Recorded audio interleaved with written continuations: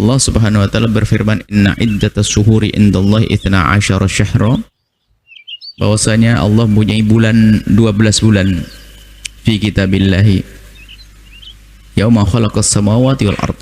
Minha arba'atun hurum. Di antaranya 4 bulan adalah bulan haram. Bulan haram, bulan yang dimuliakan, yang harus dijaga kemuliaannya, tidak boleh berperang di bulan itu. Dan di antara bulan haram ini adalah bulan Muharram. Bulan Muharram. Dan keutamaan Muharram banyak sebagai bulan utama, karena termasuk bagian daripada bulan haram. Kemudian juga ada amalan yang sangat tepat untuk dilaksanakan di bulan Muharram, yaitu puasa. Dalam hadis sahih Imam Muslim meriwayatkan, afdhalus siyami ba'da siyami ramadhana siyamu syahrillahi alladhi tad'unahu muharraman. Atau kama qala Rasul, rawahu Muslim, hadis riwayat Muslim. Sebaik-baik puasa setelah bulan Ramadan adalah puasa bulan yang disebut dengan bulan Muharram. Jadi bulan Muharram adalah sebaik-baik waktu untuk berpuasa setelah bulan Ramadan. Dan memang di sana banyak riwayat tentang Nabi puasa bulan Sya'ban, bahkan kana yasumu Sya'bana kullah, hampir puasa bulan Sya'ban semuanya. Tentunya hal yang demikian itu tidak bertentangan. Nabi berpuasa di bulan Sya'ban hampir semuanya, bahkan dalam riwayat Muslim semuanya. Dan di sini disebutkan bahwasanya Nabi menyebutkan paling utama dan tidak bertentangan. Bukan berarti karena Nabi tidak puasa sempurna atau banyak di bulan Muharram, lalu bulan Muharram kalah dengan bulan yang lainnya seperti bulan Sya'ban. Tidak, karena Nabi yang menyebutkan. Biarpun tidak ada riwayat bahwa Nabi puasa di bulan Muharram seutuhnya seperti Sya'ban. Sebagian para pensyarah hadis mengatakan bahwasanya riwayat tentang bulan Sya'ban datang sebelum riwayat bulan Muharram. Adapun bulan Muharram datang setelah itu. Dan untuk asal diketahui saja bahwasanya puasa di dalam bulan Muharram itu nanti ada satu puasa namanya puasa Asyura. Dan puasa Asyura itu dulu wajib sebelum adanya puasa Ramadan. Jadi memang Muharram dengan Asyura-nya itu sudah lekat dengan baginda Nabi Shallallahu Alaihi Wasallam. Kemudian, jadi yang ingin berpuasa di bulan Muharram, puasa dari hari pertama, kedua, ketiga, keempat, kelima, keenam. Yang tidak boleh adalah membawa berita-berita yang belum diseleksi kebenarannya. Mungkin bisa jadi itu riwayat palsu, mengatakan kalau tanggal puasa tanggal 1 ini adalah begini, tanggal 2 adalah begini, tanggal 2 ini. Banyak riwayat-riwayat seperti itu yang banyak, biarpun tidak semuanya. Banyak riwayat-riwayat yang palsu. Maka daripada kita salah mengambil, sudahlah cukup dengan riwayat Imam Muslim, sudah cukup itu saja bahwa afdhalus siyam ba'da siyami Ramadan, sebaik-baik puasa setelah puasa bulan Ramadan adalah puasa bulan Muharram. Apakah gak cukup itu berita dari Nabi? Supaya kita tidak salah mencomot hadis. Jadi berita tentang keutamaan tanggal 1, 2, 3, keutamaan ini sudah. Tidak usah kita masuk ke wilayah sana, karena kita bukan ahlinya, nanti khawatir kita mengambil hadis palsu yang memang bertebaran banyak tentang puasa di bulan Muharram. Dan banyak riwayat palsu. Tapi ini Muslim jelas, yang puasa bulan Muharram utama. Nabi menyebutkan, sudah bersandarlah dengan hadis itu sudah sangat cukup. Kemudian di bulan Muharram ada puasa namanya Asyura, yang Nabi bersabda, ahtasibu 'alallahi ayyukaffira sanatal lati qablah. Jadi aku berharap, riwayat Imam Muslim, aku berharap bahwasanya dengan puasa Asyura, dari kata Asyir tanggal 10. Hari Asyura itu, kalau berpuasa di hari Asyura itu akan diampuni dosa yang lalu. Ini Asyura. Nabi pernah ke Madinah ketemu dengan sekelompok kaum Yahudi yang berpuasa di hari Asyura. Lalu Nabi bertanya kenapa mereka berpuasa. Hadza yaumun najjallahu fihi Musa wa qaumah. Ini hari Allah menyelamatkan Nabi Musa dan kaumnya. Najjallahu Bani Israel min aduwihim, dari musuh mereka. Fasamahu, kemudian Nabi Musa kemudian berpuasa. Itu kisahnya. Asyura itu puasanya Nabi Musa, bersyukur karena diberi kemenangan oleh Allah di hari itu. Maka Nabi mengatakan, ana ahakku bi Musa minkum, saya lebih berhak untuk niru, ngikuti Nabi Musa. Lalu Nabi berpuasa. Kemudian di saat Nabi berpuasa, fasamahu, Nabi berpuasa, wa amara nasa bisyam, kemudian orang suruh puasa. Ayo kamu puasa Asyura. Di saat Nabi mengajarkan untuk berpuasa Asyura, imannya para sahabat itu kuat banget. Ini kan kebiasaannya orang Yahudi. Hadza yaumun tu'azzimuhul yahud. Ya Rasulullah, ini hari diagungkan oleh orang Yahudi. Lalu kalau kita puasa di hari ini sama dong dengan mereka. Inilah iman di dalam hati. Padahal Nabi sudah memerintahkan, tapi bertanya, nggak ingin menyerupai dengan orang Yahudi. Lalu Nabi menyebutkan dalam riwayat Muslim juga, la imbaqitu ila qabilin la asumanna tasi'a. Kalau seandainya aku hidup tahun depan, aku akan tambah berpuasa tanggal 9-nya biar tidak sama dengan orang Yahudi. Maka di samping disunatkan kita Asyura, disunatkan kita untuk mukhalafatul Yahud, berbeda dengan Yahudi, puasa di tanggal 9-nya. Kemudian ada juga riwayat dari Sayyidina Anas, beliau bercerita bahwa Nabi mengatakan, sumu Asyura, berpuasalah engkau di hari Asyura, wa khaliful Yahuda, tapi berbedalah dengan orang Yahudi. Maksudnya jangan khusus tanggal 10 saja. Sumu yauman qablahu wa sumu yauman ba'dahu. Kalau begitu puasalah sebelumnya sehari atau setelahnya, dan setelahnya sehari. Dari tanggal 11. Dari sini Anda disimpulkan para ulama dan a'immah, para a'immah madzhab berbeda pendapat. Termasuk ini kita singgung dari madhab Abu Hanifah, biarpun bukan untuk kita ikuti dalam hal ini. Menurut Imam Abu Hanifah, madhab Abu Hanifah mengatakan kalau mengkhususkan satu hari di Asyura itu makruh. Tapi jumhur mengatakan tidak, tetap sunnah. Barangkali mendengar supaya tahu saja. Jadi menurut jumhur tidak. Kalau kita mengkhususkan tanggal 10 saja tidak makruh. Sunnah dan sangat dikukuhkan. Cuman untuk mendapatkan sunnah di atas kesunnahan adalah sebelumnya sehari, setelahnya sehari. Sehingga Ibnu Hajar Al-Asqalani menyebut ada 3 martabat puasa. Kami tambahkan menjadi 5 nanti, menjadi 4. 3 martabat. Martabat tinggi adalah puasa tanggal 9 saja. Kita tidak katakan rendah, wong puasa kok rendah. Martabat tinggi puasa tanggal 10 saja, mohon maaf, tanggal 10 saja, martabat tinggi. Lebih tinggi lagi 9, 10.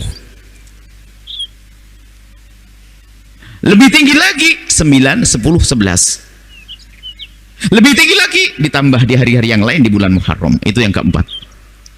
Ya tinggal pilih mana. Jangan dikatakan puasa Muharram Asyura nggak tinggi. Tinggi, cuma nanti ada kelebihannya. Asyura ditambah sehari sebelumnya, sehari setelahnya.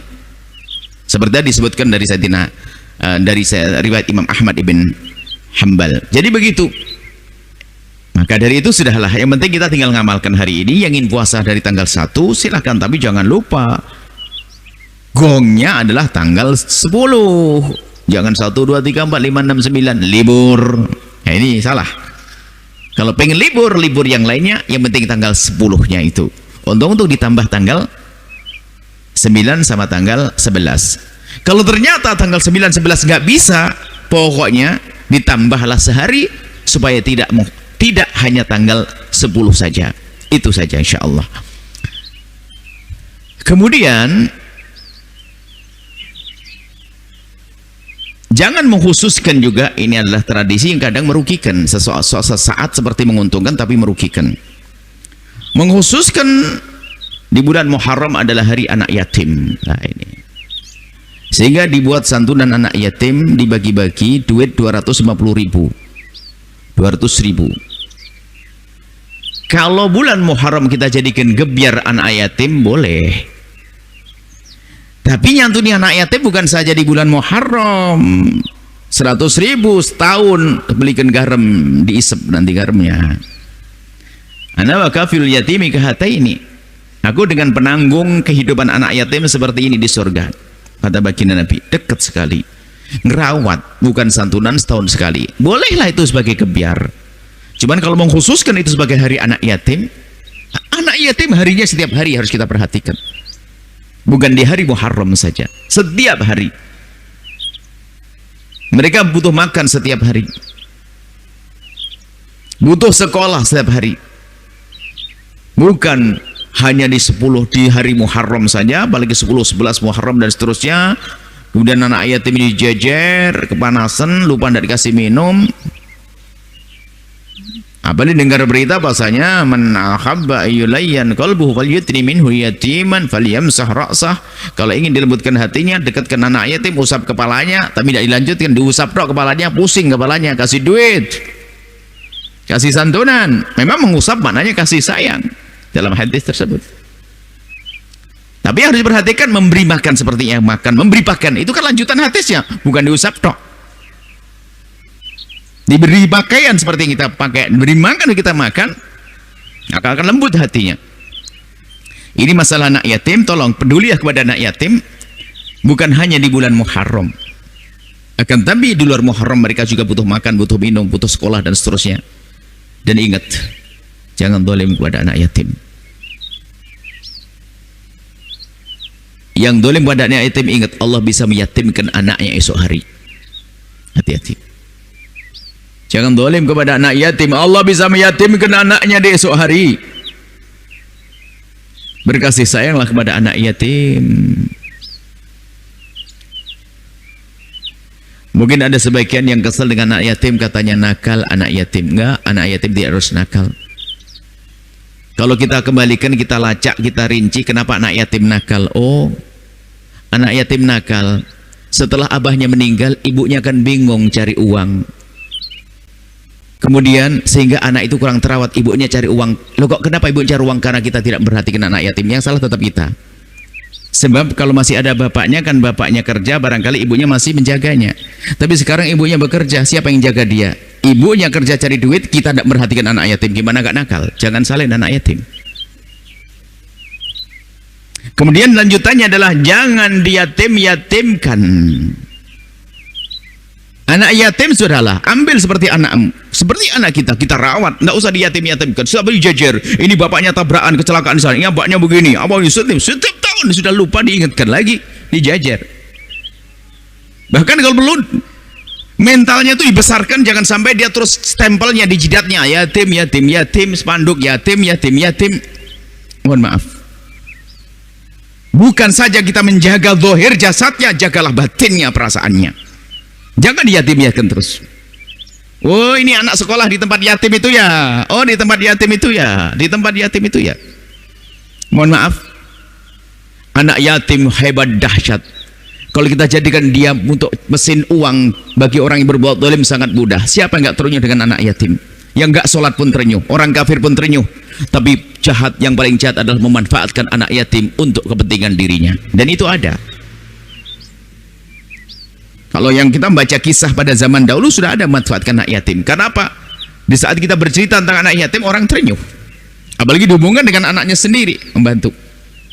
Bisa jadi ini adalah untuk bantuan anak yatim.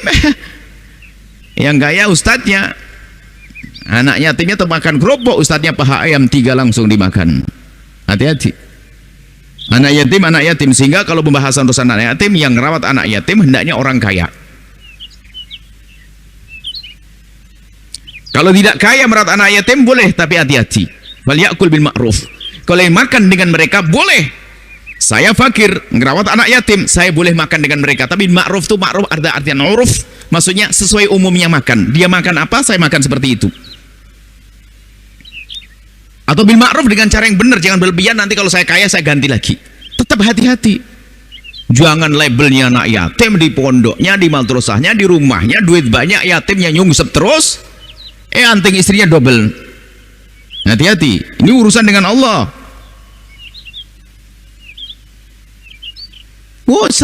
Terenyuh dengan anak yatim. Anak yatim bikin. Makanya kalau bisa anak yatim betul-betul kita rawat seperti yang sebenarnya wa kafilul yatimi, mengkafalah, menjamin kehidupannya, sekolahnya, pendidikannya.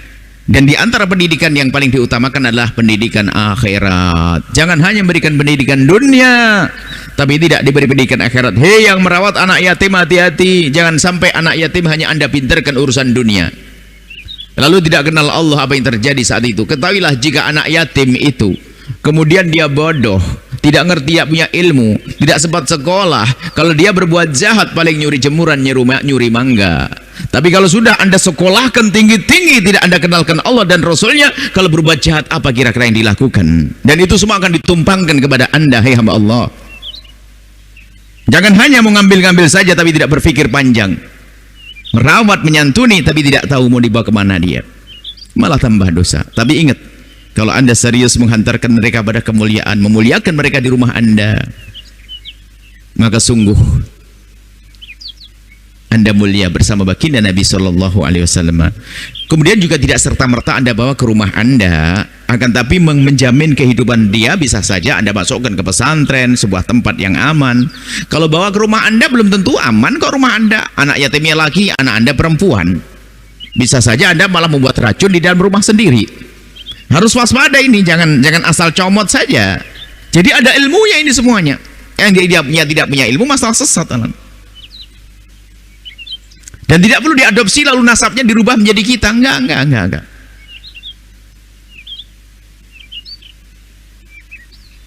Anak yatim yang tidak berayah, termasuk yatim di atas yatim. Semoga Allah menjaga anak kita dari zina. Semoga Allah menjaga kita dari kehinaan zina. Yang terlahir dari buah berzinaan adalah tidak ada ayahnya, maka dia lebih yatim dari anak yatim. Kenapa lebih yatim dari anak yatim? Kalau anak yatim beneran itu bapaknya meninggal dunia, bisa saja ibunya seorang yang sangat solehah masih bisa merawatnya. Tapi yang lahir dari zina, bisa saja ibunya adalah memang pezina. Ini bahaya. Maka anak yatim lebih dari yatim, ayo kita rawat. Bahkan kalau jangan sampai dia tahu kalau dirinya adalah dari hasil anak zina. Dia tidak ada ayahnya kok, tidak punya ayah. Semoga Allah menjauhkan kita dari zina, kehinaan zina. Maka hai hamba Allah, syukuri halal yang Allah berikan kepadamu dengan cara menjaga mata kita. Yang belum punya halal, segera menujulah kepada yang halal agar pintu haram tertutup. Kemudian lanjutannya, khurafat. Hari sengsara di bulan Muharram, hari naas, sehingga nggak ada acara apa? Hajatan. Bulan Muharram bulan sengsara. Wah, bulan haram disebut oleh Rasulullah bulan mulia, bulan bagus, kok jadi bulan sengsara? Ini mulai kapan? Sehingga toko bangunan pada ngeluh, aduh Buya nggak ada orang bangun. Kenapa? Bulan naas ini bulan sengsara. Bulan sengsara, bulan naas itu bulan kita bermaksiat. Tapi bulan anak Anda menikah bulan bahagia. Bulan sengsara bagaimana? Bulan Anda mendapatkan keturunan, bulan Anda bisa beribadah.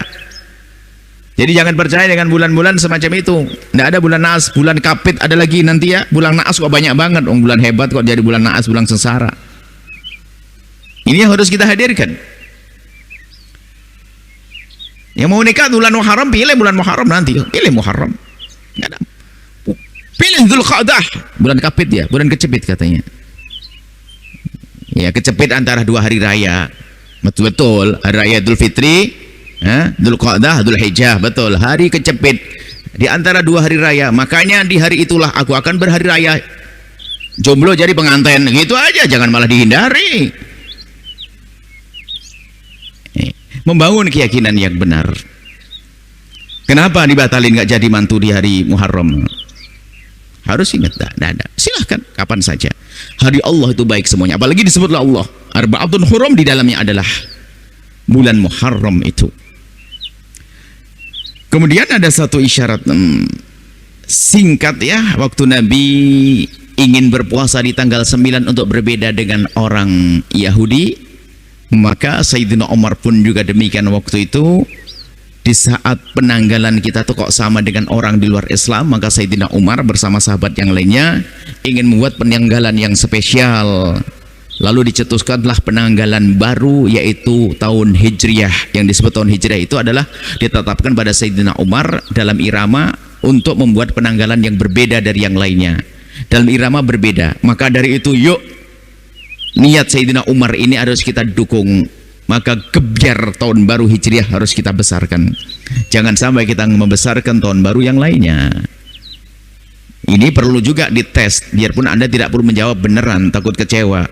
Hafal enggak Anda bulan Arab? Jangan sampai Januari, Februari, Maret, April, Mei, Juni, Juli hafal, tapi Muharram, Safarnya adalah ntar dulu. Kakek moyang kita itu, biarpun kita belum bisa bahasa Arab, sudah mengajarkan pakai bahasa lokal. Diterjemahkan, enggak tahu di bahasa Sundanya kumaha atuh. Kalau bahasa Jawa itu kan ada, misalnya dimulai dari Muharram ya. Muharram itu tidak pakai Muharram, diambil bagiannya suro. Nggak ada sofar, sapar.